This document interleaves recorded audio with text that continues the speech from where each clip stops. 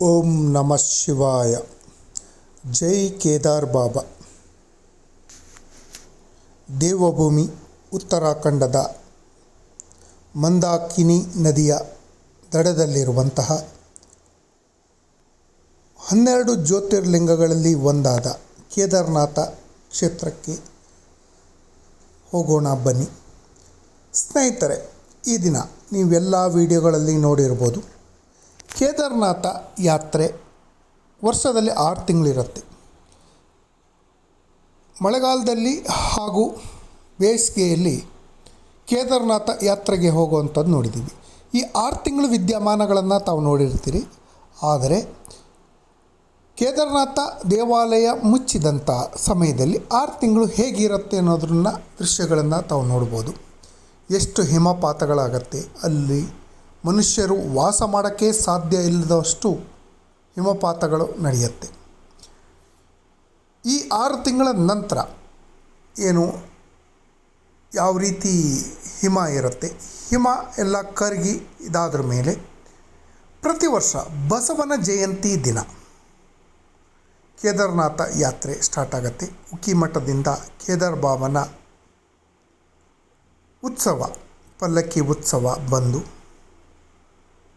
ಕೇದಾರನಾಥಕ್ಕೆ ಬಂದಾಗ ಕೇದಾರನಾಥ ಯಾತ್ರೆ ಪ್ರಾರಂಭ.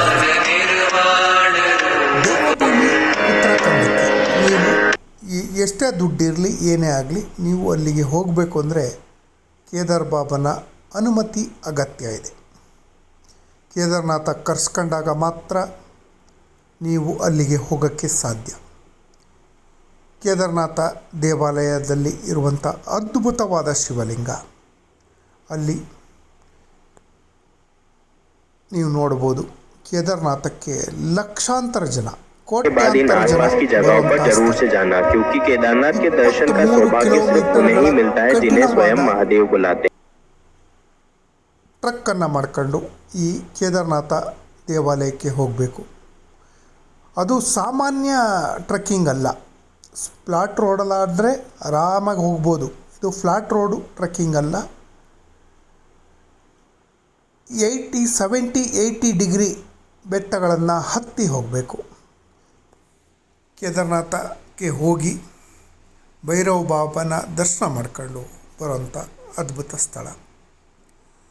ಈ ದೇವಾಲಯಕ್ಕೆ ನಮ್ಮ ನೆಚ್ಚಿನ ಪ್ರಧಾನಮಂತ್ರಿಗಳಾದ ನರೇಂದ್ರ ಮೋದಿಯವರು ಕೂಡ ಹೋಗ್ತಾರೆ. ಪ್ರತಿ ವರ್ಷ ಪೂಜೆ ಮಾಡ್ತಾರೆ. ಇಲ್ಲಿ ಕೇದಾರನಾಥ ದೇವರ ಭುಜದ ಭಾಗ, ಅಂದರೆ ನಂದಿಯ ಭುಜದ ಭಾಗಕ್ಕೆ ಪೂಜೆಯನ್ನು ಮಾಡ್ತಾರೆ. ದಯವಿಟ್ಟು ಯಾರಾದರೂ ಈ ಸ್ಥಳಕ್ಕೆ ಹೋಗೋರಿದ್ದರೆ ಒಮ್ಮೆ ಹೋಗಿ ಬನ್ನಿ. ಉತ್ತರಾಖಂಡದ ಚಾರ್ಧಾಮ್ಗಳಲ್ಲಿ ಇದು ಒಂದು. ಉತ್ತರಾಖಂಡದ ಛೋಟಾ ಚಾರ್ಧಾಮ್ ಅಂತ ಹೇಳ್ತೀವಿ. ಆ ಚಾರ್ಧಾಮಲ್ಲಿ ಯಮುನೋತ್ರಿ, ಗಂಗೋತ್ರಿ, ಕೇದಾರನಾಥ, ಬದ್ರಿನಾಥ ಬರುತ್ತೆ. ದೇಶದ ಚಾರ್ಧಾಮ್ಗಳು ಬೇರೆ ಇದೆ. ದ್ವಾರಿಕಾ, ರಾಮೇಶ್ವರ, ಕೇದಾರನಾಥ, ಬದ್ರಿನಾಥ, ಪುರಿ ಜಗನ್ನಾಥ ದೇವಾಲಯಗಳು ಇದೆ. ಈ ಮಾಹಿತಿ ತಮಗೆ ಇಷ್ಟ ಆಗಿದ್ದರೆ ದಯವಿಟ್ಟು ಸಬ್ಸ್ಕ್ರೈಬ್ ಮಾಡ್ಕೊಳ್ಳಿ.